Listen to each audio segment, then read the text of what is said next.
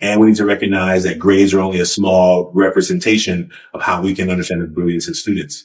And if we can begin transforming those things, then the other things will fall into place. I think what systematically has to change is first recognizing that all of our students are brilliant and capable of learning at levels that everyone thinks they may not be. We need to change the way we train teachers for the classroom, especially in urban cities. We need to make sure teachers understand that learning is relationships, and that some kids, if they don't have a relationship with you, they're not going to learn from you. That requires a teacher who sees behind what I'm trying to do, who sees that the relationship is important. And if it wasn't for teachers who saw behind my mask of trying to be a goof off to impress these kids, I probably wouldn't be here right now. And so systematically, education needs to transform how we train teachers. We need to transform how we see students who are not doing well performing academically.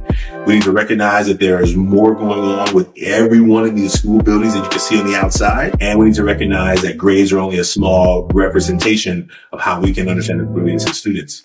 And if we can begin transforming those things, then the other things will fall into place. I think there's a statistic talks about there's more millionaires who have a GED than who have a PhD.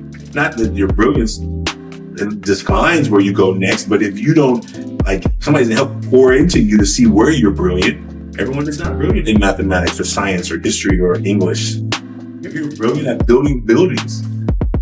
But if someone didn't see that that's brilliance in you and that's worthy of being poured into, then they would measure you on a system that doesn't make sense. You wouldn't measure a fish's success by whether they can climb a tree because they're not supposed to.